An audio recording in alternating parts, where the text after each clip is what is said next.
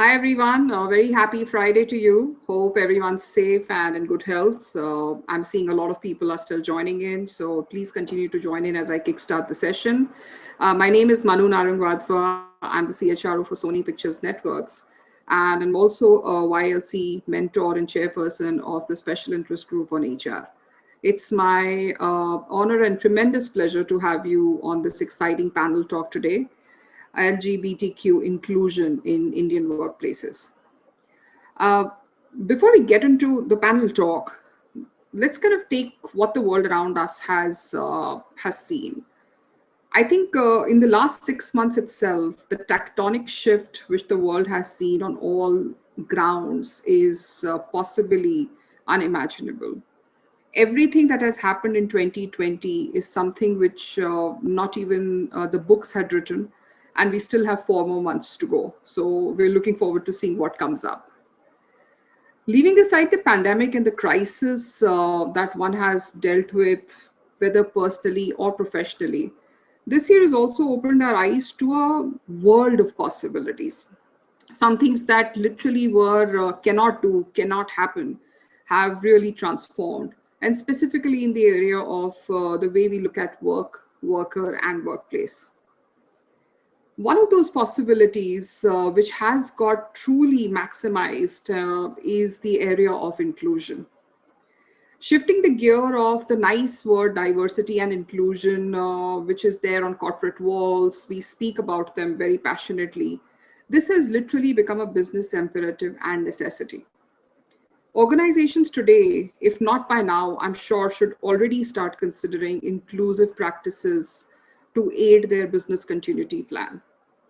And one such example, which I can share for all of us, common ground clarity is the space I work in. I work in the media and entertainment space, and this space had never seen anything outside of the four quarters of the country. There's a Collywood, there is a Tollywood, and there is a Bollywood. There's nothing else that happens beyond these spaces, and talent is always segregated in these physical geographies.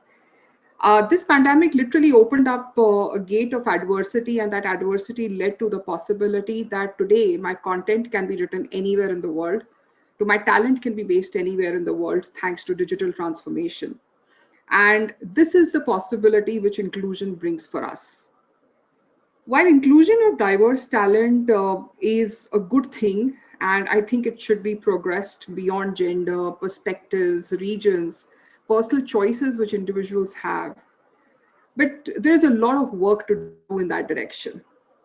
The government has liberalized inclusion through reading down Section 377, decriminalizing consensual sex relationships.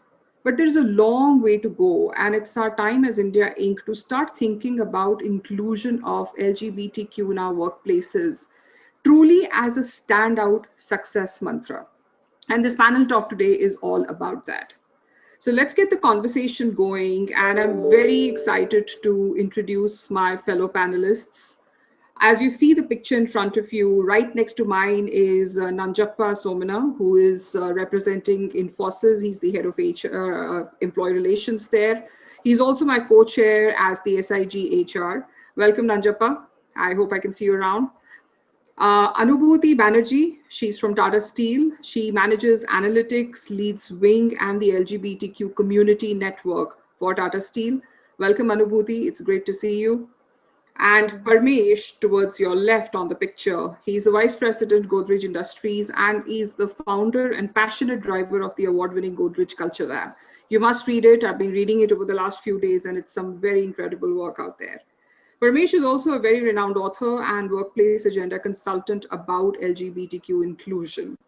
Welcome, Parmesh, and it's a pleasure to have all the panelists with me as we take this dialogue forward. While I have set a set of questions for all my panelists, and I will steer them around, but I would request all of you to please post your questions on the chat box. Time permitting, we'll make sure that we answer as many of them. So let's get the ball rolling. And my first question would be to you, Parmesh. And I just request you to talk to us about your latest book, Queeristan. The name is interesting. I picked up my copy, and a very exciting cover. And I'd love to hear your personal journey of what made you pen down your perspectives through this book. Over to you, Parmesh. So great. I just wanted to show everyone else the cover as well. Oh. And thank you so much. Yeah, I love the clapping. Keep it going. Thank you, especially to the entire AIMA team, to Rajni, to you, Manu, Nanjappa, Anubhuti, and all of you who are joining. It's been just so amazing to see so many of you. I'm just really, really happy that there are people here from Bhopal, Phagwara, Dehradun, Dubai.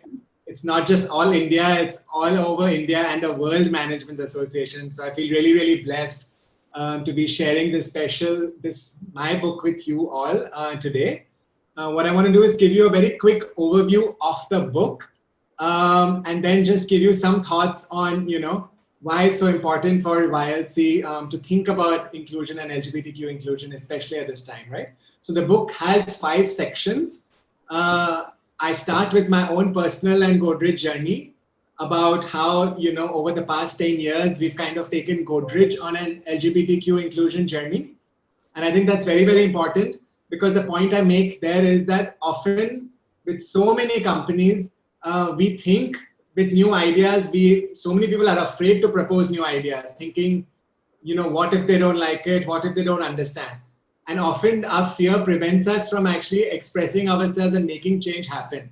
Whereas so often I've realized, and we can talk about that later maybe, so many companies are not homophobic or change averse. They are simply ignorant.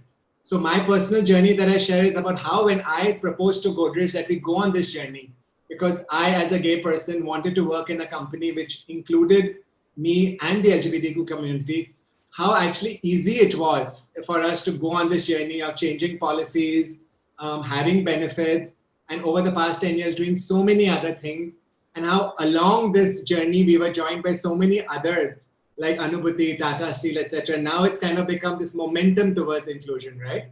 So I start with that very personal journey. I then give people a background of the law, of history, and I argue very, very strongly using a bunch of resources about how actually being inclusive is very much a part of Indian culture. It's been so for hundreds and thousands of years. In fact, what is not Indian is homophobia. That is what the British brought with them when they came to India. But it is fundamentally Indian to be inclusive of the range of identities that we have in our country, right? And I talk about using the work of so many other scholars, whether it's, Salim Kidwai, Ruth Vanita, Devdutt, Patnaik, and so many others. We talk about this as well, right? And I put that in also because it's important, because we are at AIMA and it is management and business.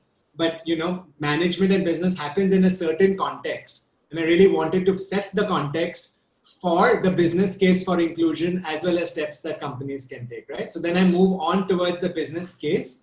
And I think here I make 4 arguments. First, it's fundamentally a decent thing to do. Secondly, being inclusive makes you a lot of money. And I use, everyone likes money. We're in management, we're in business. And, based on various estimates, the Indian economy, the Indian LGBTQ economy is about $200 billion. Just to give you a sense, right? The cost of homophobia in India, according to the World Bank, is $32 billion, and so on. And I give so many examples of Indian companies and others who've understood. Then being inclusive makes you innovative. And that's another, and here I draw upon not just my own Godrej, but so many other companies, both Indian and otherwise. There's now enough research, whether from Bain, whether from BCG, whether from Deloitte, direct linkages between how a company, a company's inclusivity and their innovation output as well, right? And then finally, I talk about how in today's world, we're all in a sense competing for talent. And millennials, Gen Zs, young India is super inclusive. They want to work with companies that share their values. They want to work with companies that stand up for, whether it is the environment, whether it is for each other, and so on, right? So and in all of these, I try and give as many examples as I can of companies as well as of people whom inclusion has benefited, which is why I'm so glad that Anubhuti is on this, because Anubhuti is actually an important character in the book, and her own journey at Tata Steel has been incredible, right? And then finally, I end the book with a very basic 6 steps of what every company needs to do when they go on their inclusion journey, right? Starting with a very basic, having policies in place, whether it's anti-discrimination, whether it is same-sex partnership benefits, whether it is an expanded POSH, and so on, all the way to, like, paying for gender affirmation surgery, which what a lot of companies now do as as the norm, and so on. Going on towards other steps like workshops, sensitization, supporting queer organizations, actively hiring, and so on. It's the book, I've written the book as a very unconventional business book. So to the parallel would be, and Manu might get this because you're with Sony. This is it's not an art film. It's like Sony, it's SET. So it's a Bollywood masala film with family as its central theme. So it's a personal diary. I write about movies, TikTok, parties, job fairs. The book is set in India, but it goes abroad like a nice Yash Chopra Switzerland song and dance routine.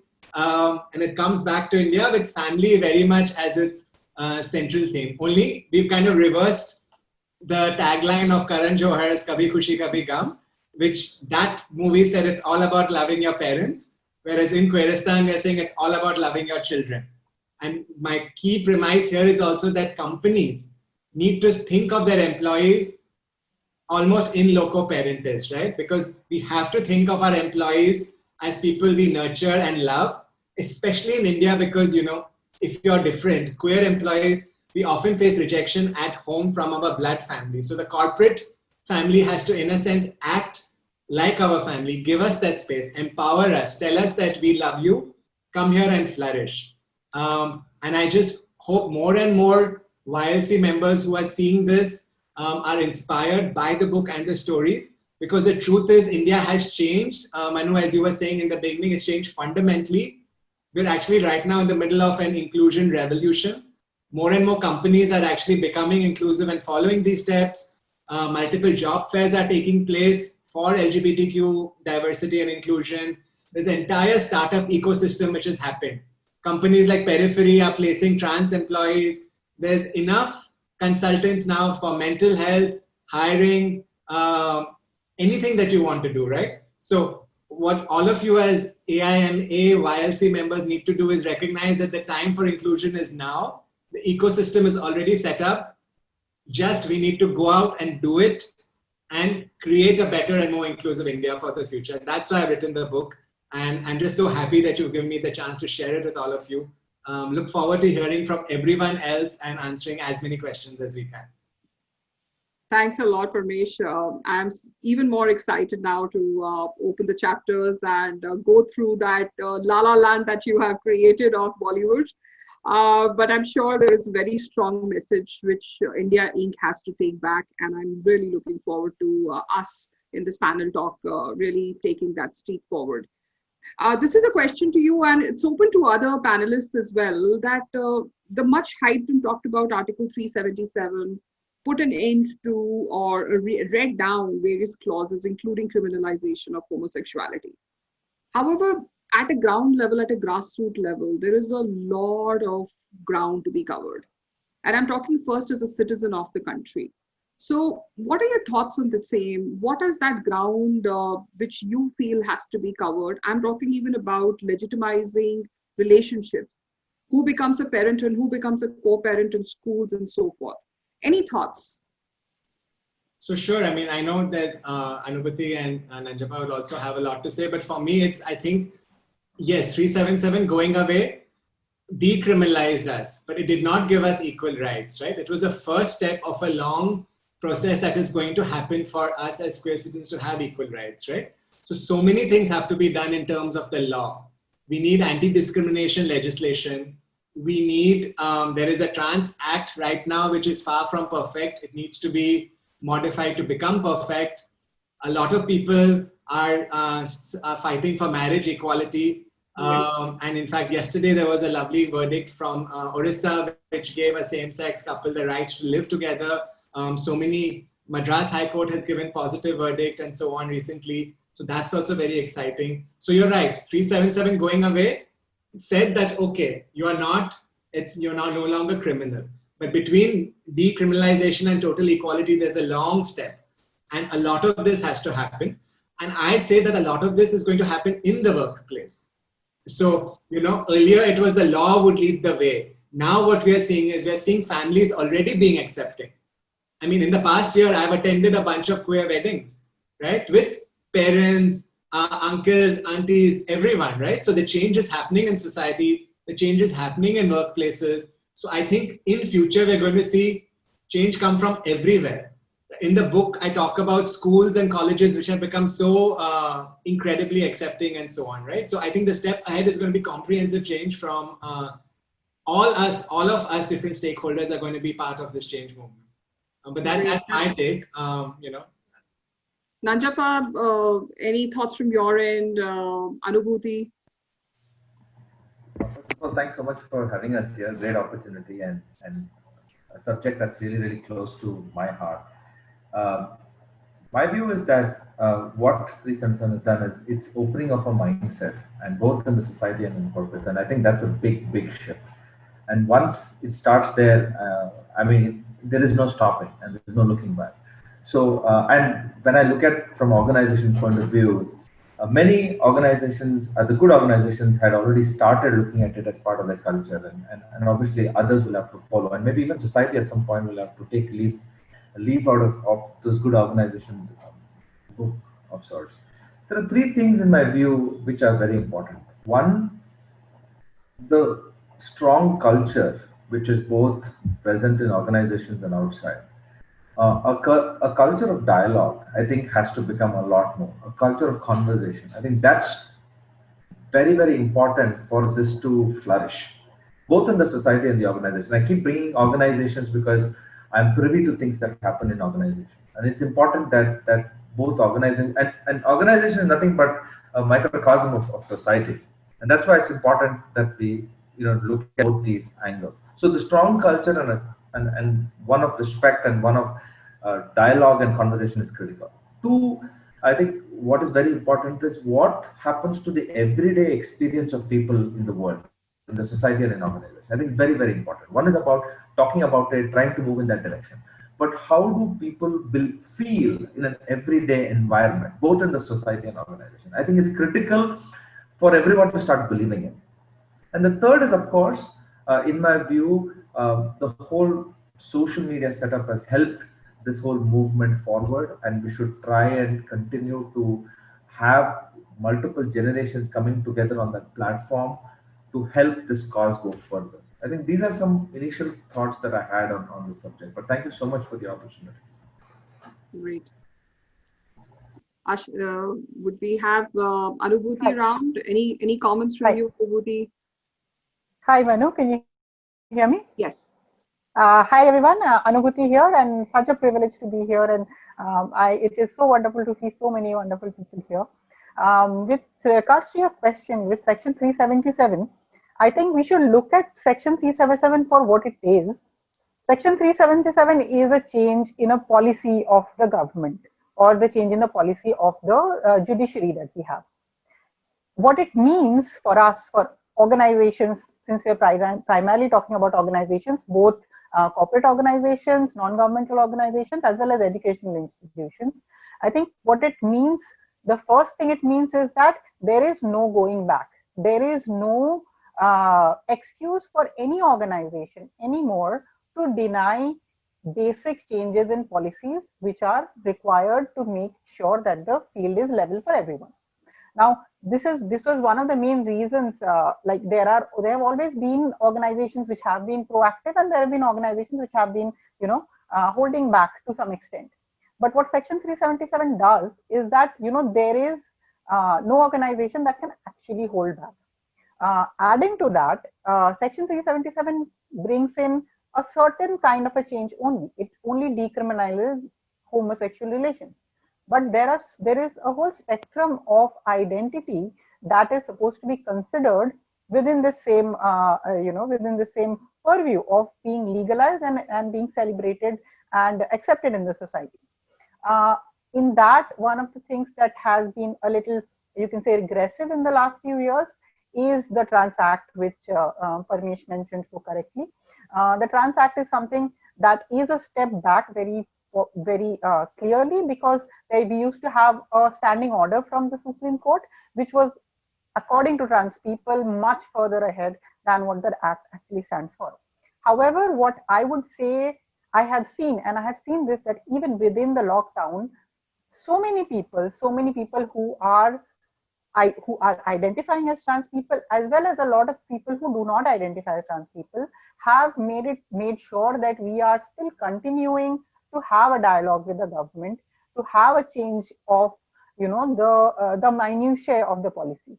And I am quite happy with that. There have been a lot of activity that has been happening on, even though it's lockdown, even though everyone is staying behind closed doors, there is a lot of activity happening, and there has been, even if you can say minute, but changes have been happening. A very recent development has been a creation of a transgender law board by the government in themselves. Now, these are very positive steps that we are coming through. Of course, like Nanjappa and Parmesh said,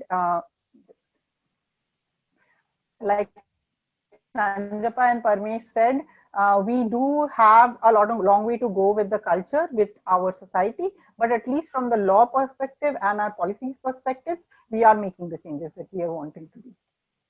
Thank you. Thank you so much, Anubhuti. And it's a progressive step towards making our workplaces and our society better.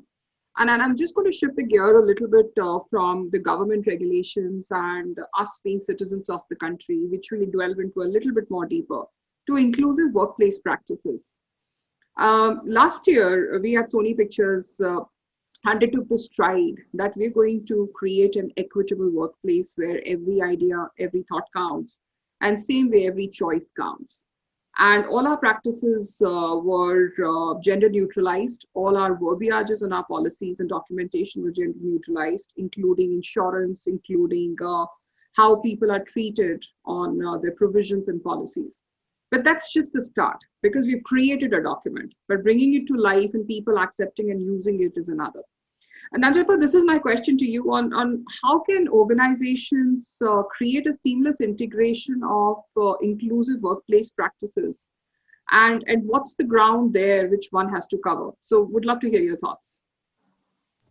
Thanks, Manu. It's a very pertinent question. In my view, there are guiding principles that we have to go by, and possibly one is to really respect the core values. And most companies are working out of various countries. It's a global organization. So one, I think, is fundamental principle should be about respecting core values. The second would be really respecting local tradition, and then finding common ground. I think that should be the guiding principle. Having said that, the fundamental thing around creating workspaces that are best in class will have to be a very strong vision statement, which is followed up by great culture and leadership. And when I say culture and leadership, it's about walking the talk and about not just lip service, but in the spirit of what we want to do. I think that's fundamental to creating a culture. There's no two ways about it. Now, when I say that, it also means that there's a lot of empowerment in the whole system to make that whole aspect happen. And most good organizations are in that journey of creating that baseline which is best in class, and then having that behavior aligned to it, and more investment happens there, the better it is in the long run. So I think that's the big thing. The second is, I think, policies that are inclusive. And most companies like ours started small, and then we moved it to various aspects, and again, local policies versus global policies, and how those things need to change. Everyday processes which show that these are inclusive has to be different. Another important thing is about voice. How do you bring inputs from people to create policies? And this could be, and policies today are not one size fits all. Today policies are segment based. So how do you bring in different segments and their views to co-create and curate a policy for people? I think that's very important. And that dialogue and conversation has obviously gone up leaps and bounds. So the policy process and an everyday experience is another critical part, both locally and globally. The third thing, which is very impactful, is communities. And communities are possibly, in my view, one of the biggest levers organizations have for the future. Today, collaboration and bringing people, like-minded people together is going to be more effective than anything else. Psychological safety, the voice, and then having interest groups is what people want to dig into. In a way, it's best friends at work. You're creating setups that are going to make people impactful. So the communities again will, and these are circles of influence, which is what organizations will have to invest into. And the last one is really, in my view, managers who are our last line of defense or first line of defense, which is about how they manage their people in small, with empowerment, with responsibility, with autonomy. One of the things we want to change in that whole scheme of things is the unconscious bias. Many times managers don't even know that they seem to be thinking in a certain fashion.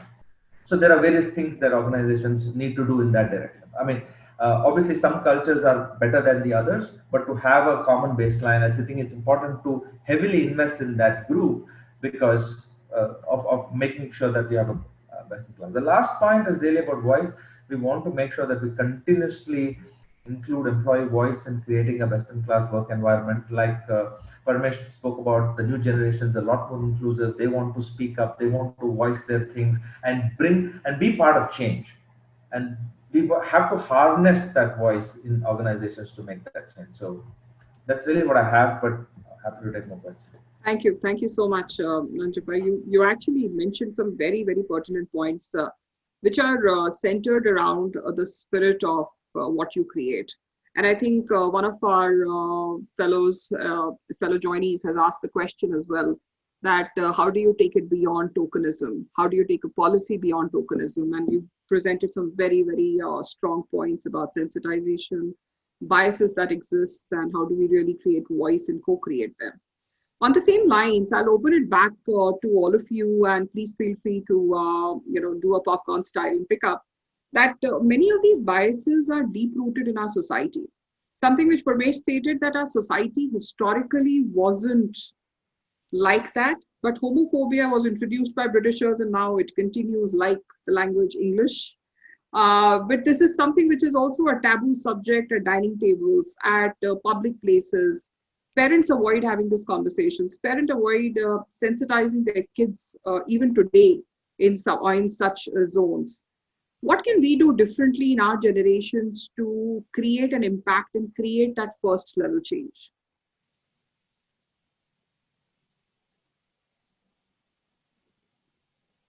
Parmesh, Nanjappa, anybody, if you would like to kind of pick that up? Well, Anubhuti has actually done a lot at Tata Steel, so I'm wondering if she wants to share some of that journey, as one of the star change agents in our country. That is that is way too much kindness and way too much praise. But I would probably add a little bit to what Manu said, is that while it has always been taboo to talk about queer things in India, I wouldn't say that in general we've not known about it. It's not, and a lot of us would like to act like we are only getting to know it today, but that's not the case. And the reason why I'm saying that is that when I started my journey of being queer, of coming out, it was in quite a small town.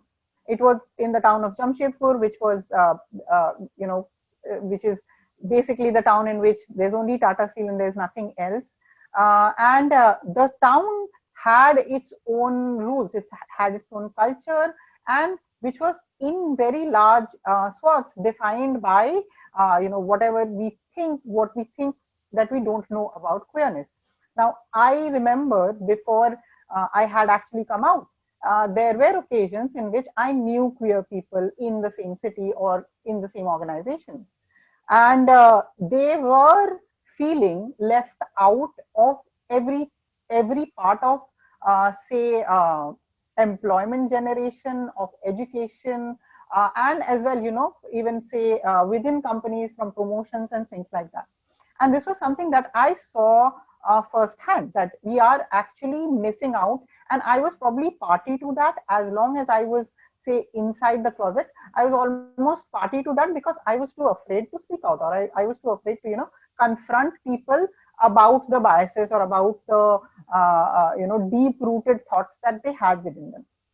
Now, when I first started my journey, that started with an a kind of coming out to myself, kind of telling myself that I have to accept these biases which are within me and break them, because I know that I am queer, and these biases which the society has been telling me is probably doesn't make a lot of sense to me to hold up anymore. And once that started breaking out, once that started, once I started believing in it myself, I started speaking more about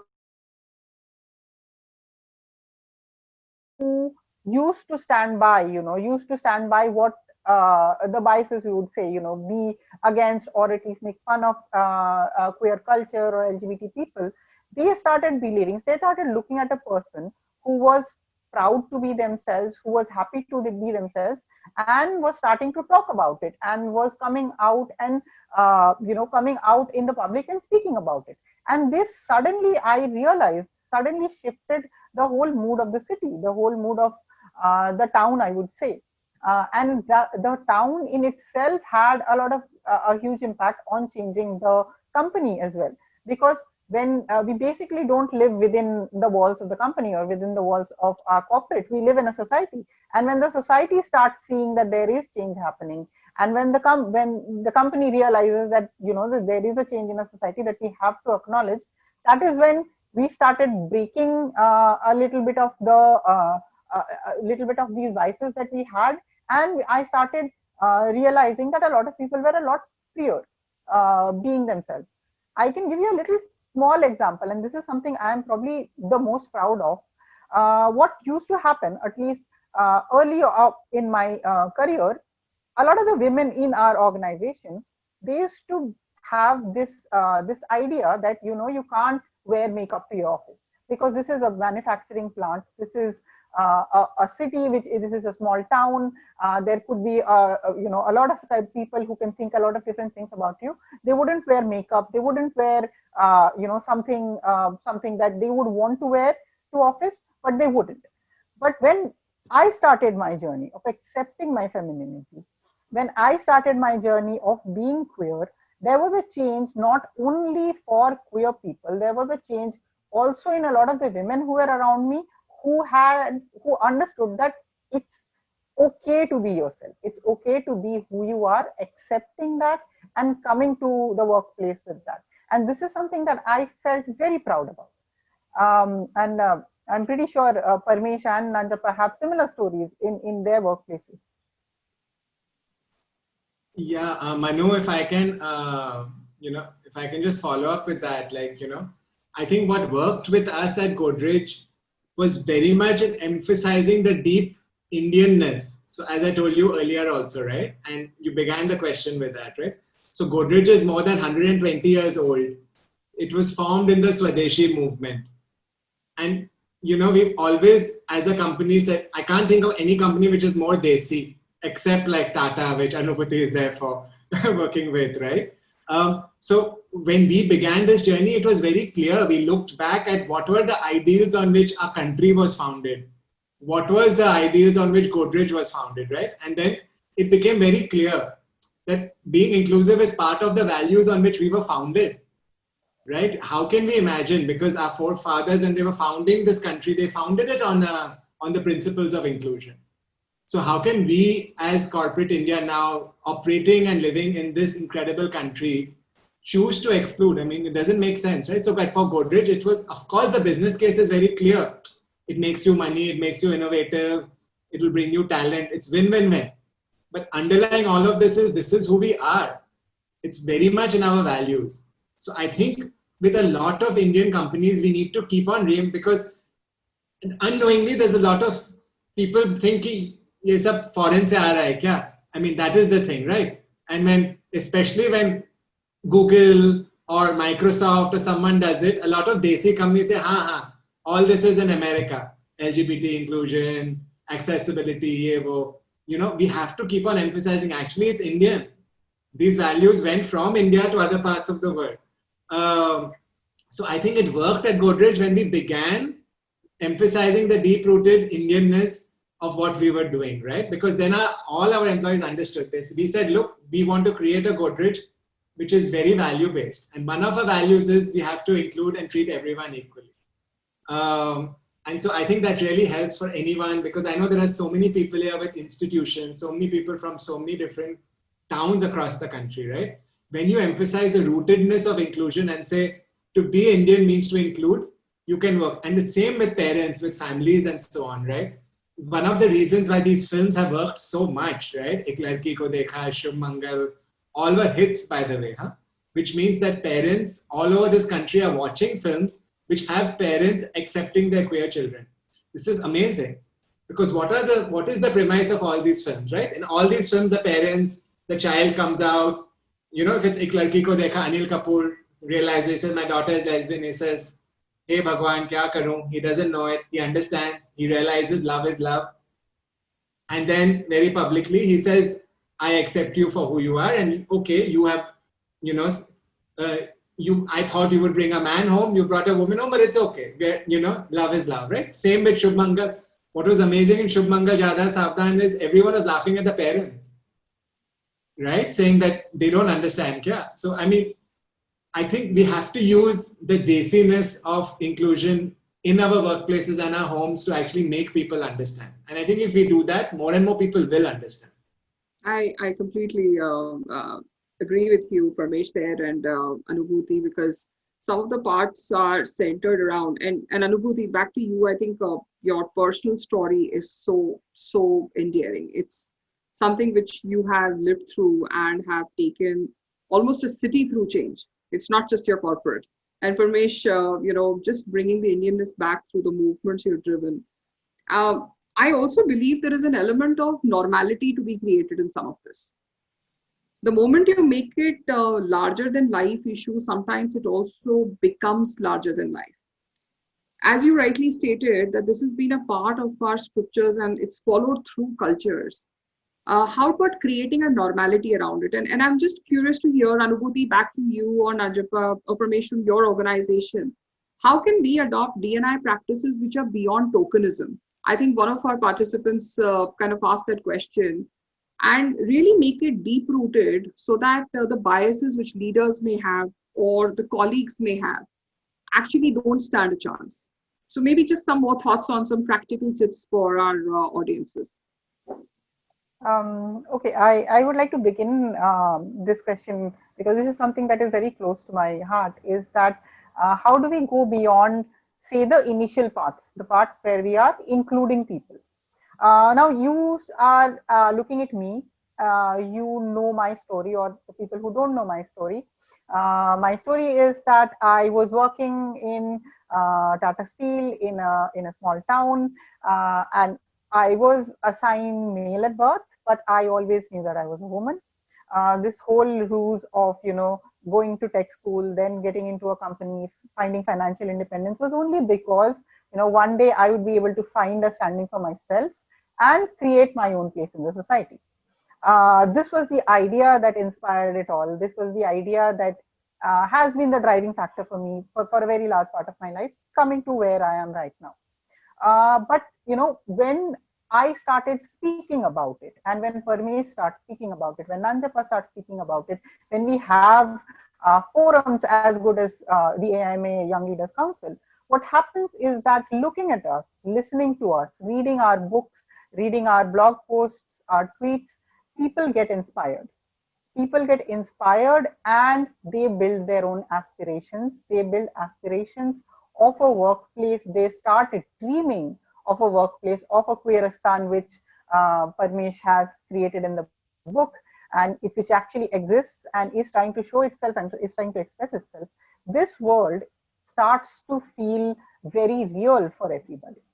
Now, what the corporations stand, if the corporations stand at a point and say that we are here only for, say, changing a little bit of a policy, having an event which includes LGBT people, that doesn't really cut for people, because if you are a young person, you want to get into that company, yes, you first want that company to recognize you for who you are, that is true, but then you also want to grow in that company. You want to grow and grow to a point where you are able to take decisions and you are able to hire people who are also, who are also probably going through something similar and are unsure if companies will accept them.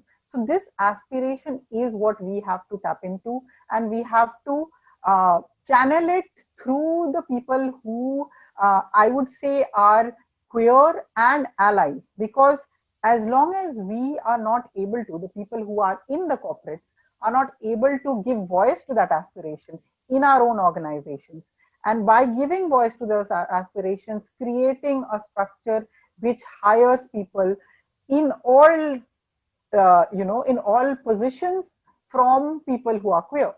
Now, to give you an example, there might be some company who would want to say hire a trans person. It's quite often a knee-jerk reaction that I want to hire a trans person for a desk job, or a front desk job, or a basic front-facing customer service desk or something like that. However, trans people exist in all areas of the all hierarchies of the ecosystem, and a lot of people can be hired at every place that you have. Now, this also doesn't mean that only in HR or only in communications. They can be hired in deep, in machine learning, in marketing, in all these places. People exist with all the capabilities, with all the skills that are present there. It is opening our eyes to, opening all our eyes, opening the eyes of all our recruiters, opening the eyes of all our managers, that this is something that is part of our society, and it has always been part of our society, as Parmesh quite strongly recognized, that this has always been part of our society, and this is something that we will get a lot of advantage by including. So creating those paths, creating that that critical mass of queer people within your organization who can take up roles of leadership and who can create pathways for other people to follow. So that would be my idea of how we can bring about change that is not just tokenism but deep rooted within our organization. Very well said, and I loved your thought of the human first, the capability first, and everything else. I think literally follows when you follow anything from spirit. I'm going to lighten up the environment a little. We've been speaking about a very heavy subject.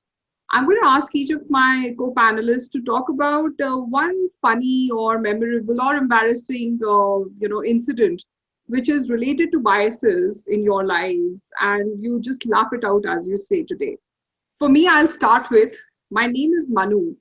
Manu, by definition, if you would have read scriptures, was considered to be amongst the creators of this world.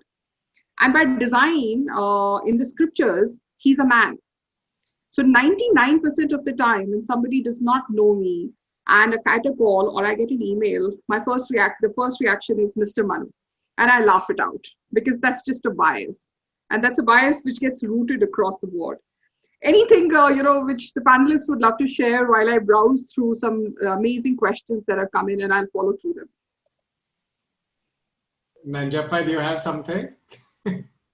No, because Manu spoke about name mostly because my name is long and maybe people think that there's somebody of generation X or somebody who's going to come and turn up, and they're very disappointed that where is the person who I'm supposed to meet.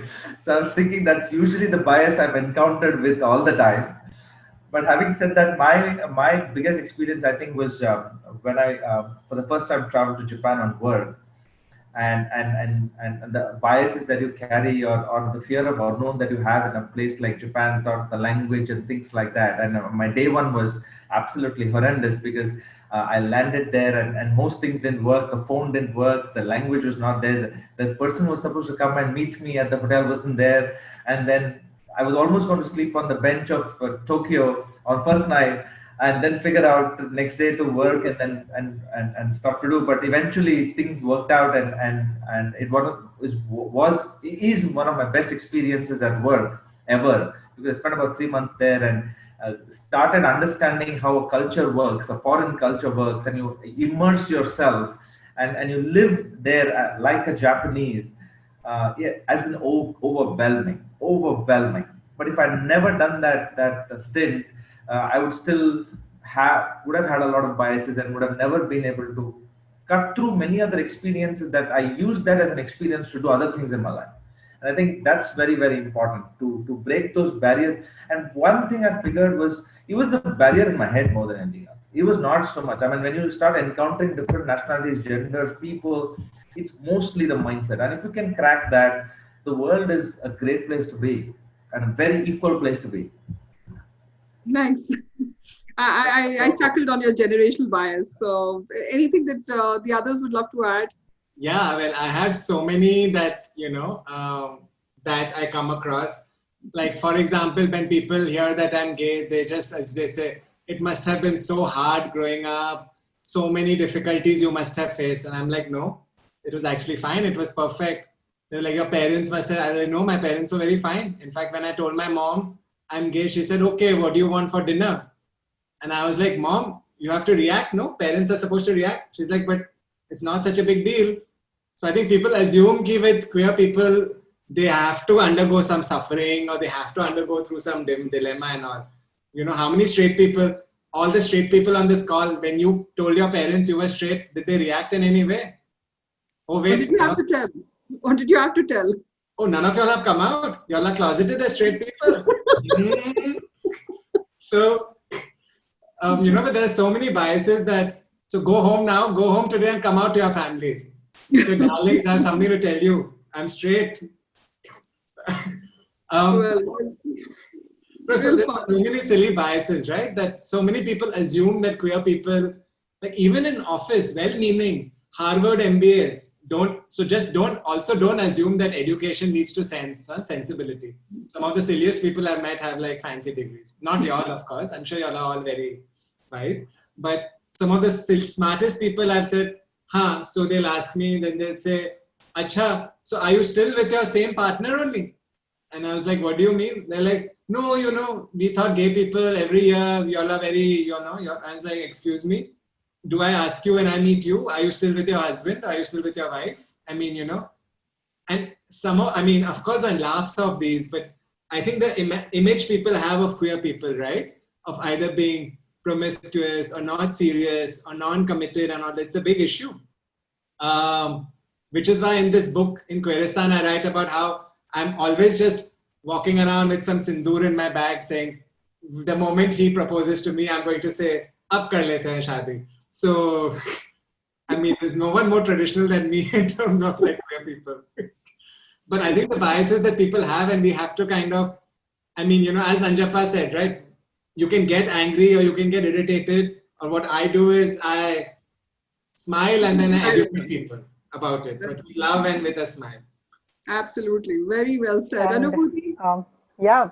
So if I were to start on the biases, now I would start that, I went from people perceiving me from one gender to people perceiving me to another gender completely. And if I were to start talking about the biases that I have, I probably will have to write a book like Parmesh. So that's a good idea that just came to me. But a small example that I can give to you is that similar to Parmesh, when I was coming out to my parents, it was, I mean, they reacted a lot. They cried through the entire day. I mean, I think I came out sometime in the afternoon and it went on. There was a lot of denial. There was a lot of difficulty. But at the end of the day, I was supposed to go back home. I was supposed to travel back from Calcutta to Jamshedpur on a train. And my dad was like, look, you're not going on the late night train anymore. You're supposed to go tomorrow morning. So immediately I knew that since now they are supposed to consider me as a girl, I'm not supposed to take the late night train anymore. So this was the funniest thing that happened, that there was so much denial, but they accepted my gender implicitly just by just saying this. Really. And of course, yeah, I could go on about the restaurants, the public places. They're seriously, like I went on my first date after coming out, and I was just so surprised why the waiter just wouldn't ask me what I wanted to have. It was always the guy who was with me. It was the waiter had his eyes glued to him because he would just talk to him. And I was just surprised that why would you even think that? I was not used to it, because until say the last time I had gone out, it was not a problem at all. But now it was a completely different experience. So, but seriously, in a lighter note, I think these heartwarming anecdotes also tell you about the deep-rooted biases, and somewhere we all have to create a cleansing exercise for our subconscious mind. But more on that, I'm moving into a few of the participant questions. I'm going to start from the bottoms up. Nilava Nandi has asked, often we find that managers hear about orientation of a colleague and they become conscious. How do you overcome such natural tendencies? And she said, even as for that matter, there's another person who said, how do you really kind of take it forward in the form of more inclusive practices? Any thoughts? This is an open popcorn. Anyone please can respond. So can I start by saying that every day in my office, I also hear that someone happens to be straight, and I don't suddenly become conscious and treat them differently. So why should people, if people become conscious, I can also become conscious, na? Like, oh no, this person is straight, this person is this person that, right? We have to really create an environment in which it's really normalized that everyone is different and everyone is special. And one great way of doing that is by just, talking about it all through the year, not just during Pride Month and so on, by role modeling what good behavior is. So in this book, I talk about how, Nisa Godrej, my boss, etc., will role model good behavior all the time. By setting in place certain nudges and things like that. So for example, at Godrej, when we refer to each other, for everyone, even straight people, we say, please bring your partner, or we use partner for everyone. For straight people, we don't say husband or wife. And, and Manu, I don't know, you must be getting this, but there was a time when the man would get an invite and it would be Mr. and Mrs. first name. So yes. You get a Mr. and Mrs. Manu, Wadhwa, because, or Mr. and Mrs. Manu, as if the wife has to be the Mrs. your first name only. Forget the fact that she has a first name or maybe a different surname or whatever. So I think, one of the ways we can do it is just by saying, hi, Manu, please come for this with your partner. Even if we know the person is straight, right? So we encourage.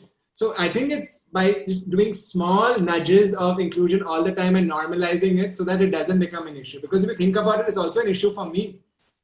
Every time I become aware, like now, I don't know if you're straight or not, but if you're straight, I might treat you differently. I might not laugh and joke with you the same way I laugh and joke with Anubhuti, no? How do I know that? So if I start thinking, we need to create an environment in which I don't treat you differently because you're straight. We need to create an environment in which everyone, so for example, at Godrej, you'll be happy to know that we give opposite sex partner benefits to everyone. So, yes. Because some people happen to be straight at Godrej, right? So just the same benefits that we give our queer employees, which is same sex partner benefits, we give our straight employees also for, opposite sex partner benefits. So, we need to treat everyone like that, no? No, absolutely. I think what you stated is the moment each one of us will start, rightly as you stated, normalizing it, what's the difference? It'll automatically become a part of the ecosystem. And I would love for the day when this is not a topic which is discussed. It's so ingrained as a normal part of the culture of the society, the corporates which we live in. I have one more question which is coming up, and I'll try to cover as many of them so you can be succinct to respond back to them so that we can cover a lot. How do you address, Pooja has asked everyone, how do you address the issue of transgender poverty and trafficking? Any thoughts there? It's a very deep question, but any responses? Could you just repeat that? Did you say transgender poverty and trafficking, human trafficking? Right. So these are, of course, very, very deep issues. And the poverty especially is something that, organizations like us are partly responsible for, because we've led to, economic exclusion of trans people so many years. And primarily because we had thought or we had these phobias around including trans people at our workplaces. In order to break ideas like this, me and Parmesh actually, I think that was a couple of years back, launched something called the Trans Inclusion Manifesto, in which we are trying to talk about, what is the scale of the economic exclusion that happens of trans people, and how, if organizations like ours, like Parmesh, like Nanjappa, and everyone else who's listening, if organizations like ourselves start including trans people in our workplaces, start having economic inclusion of them, we would automatically start, chipping away at that pie, at the issues that trans people face, especially with regards to, especially with regards to poverty.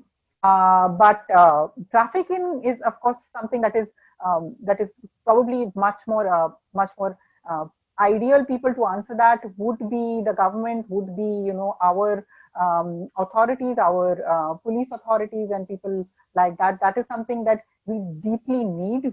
Our safety is very, very important for us to feel feel equal parts of the society, because as we've quite often heard that late at night a girl can't go out, but a guy goes out and he feels that okay, this is all normal. So until we start looking at these perspectives, that there is a trafficking issue with trans people, there is an issue that is disproportionately affecting certain group of people only, and once we start looking at those issues, I think we will start getting with solutions. We will start making various different ways in which, either through non-governmental organizations or governmental organizations, start making a change. Thank you so much. Can I add to that? Please. So I think for everyone who's listening to this, you have to realize we need to live, we need to survive, we need to sustain, right?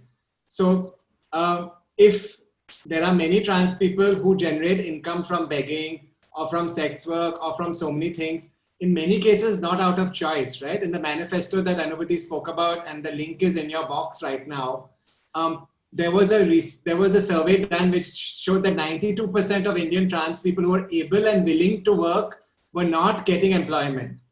So a lot of you might see a lot of visible trans people, right? Maybe doing begging work, maybe doing sex work, etc. to survive. We need to create employment opportunities for trans people across the spectrum, right? Not everyone can be educated and have a good job in Tata Steel. So there are so many now initiatives which are happening across.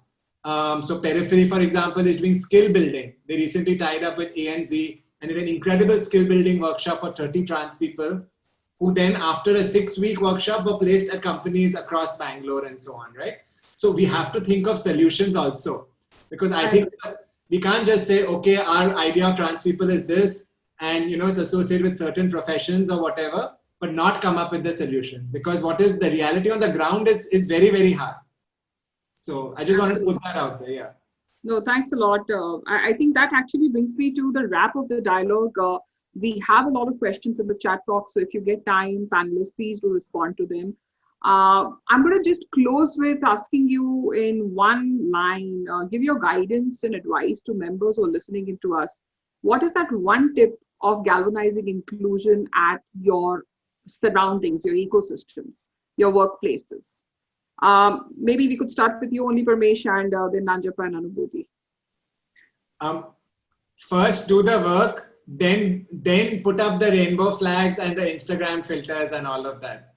Of late, we see companies doing the opposite. They say, we want to be inclusive, and they'll put like pride flags and everything, but you ask them, what is your policy? What is your hiring? What is your whatever? So my one tip is be authentic, because your straight and queer employees, customers, future are all looking at you and seeing your genuineness will come through. So do the work, change your policies, hire more people, sensitize your people. It is only win-win. And my second tip is, if I can squeeze in one more, is your attitude should be you're doing this for yourself. Don't ever think that you are doing it, for these queer people or for these, this or that, right? The only person who will benefit when you be inclusive is you yourself. You are getting talent. You are getting money. You are becoming more innovative. It is win-win, but you are winning more. So do it with that attitude and do the work. Thanks a lot. Oh, buy the book. Buy the book. Nanjappa, any words? So well said, Parmesh.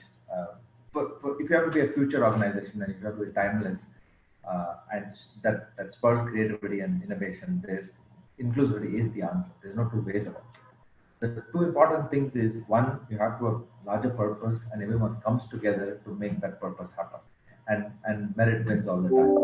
And the second is, if you have a strong culture, just make sure that the experience that people go through every day has to be the same as what has been spoken every day. That I think is most important, because the proof of the pudding is the story of an employee every day, and that has to be the baseline for initiating a strong culture. So it's very important to have it on board. Thanks a lot. Last words, Anubhuti, from your end before we call it a wrap. Right. So my one tip would be is that when we are thinking about including, let's not think of it as including someone else. Let's first start questioning ourselves. First think, can I be queer? Then think, can someone I know around me who could be queer? And then think about everything else that you're doing, whether you're including, whether you're changing policies, whether you're going to the market, whether you're reacting to a story in social media. Think of it as a person who is related to you, since Parmesh says so well, families are the closest to us. Think of it as family. Think of this person as your family, and then take your decision, then make your comments, make your changes, and we will automatically start becoming more of a family, a queer family, all of us. So those are my words. Thanks. Very, very well said. And I can literally relate. Change starts with you. Change starts with how you treat yourself and therefore others. I would look at wrapping up the session. Hope you all gained from the experiences of this amazing panel, Nanjappa, Parmesh, Anubhuti. And I'm sure people would keep in touch with you to get more and more counsel and guidance. I'm going to wrap by also encouraging each one of you to go and pick up your edition of Queeristan. I'm sure you'll thoroughly enjoy it. And here is the picture out there. I have loved it. It's a beautiful front cover, and I can't wait to get started to reading it. I will only wrap by stating a couple of pointers which the leaders and the panelists stated. Keep it normal. I think normality will drive a lot of your experience, and over the course of time, it will just become a part of our culture. So great to have all of you on board. Once again, thank you, AIMA, YLC, and Rajni for having us on this panel. Thank you so much. Thank you, Nanjappa, Parmesh, and Anubhuti. Thank you so much, everyone. Thank you, Manu, for anchoring this. Thanks, everyone. This was really good for me. Take care. Thanks, Anubhuti. Bye-bye. Thank you.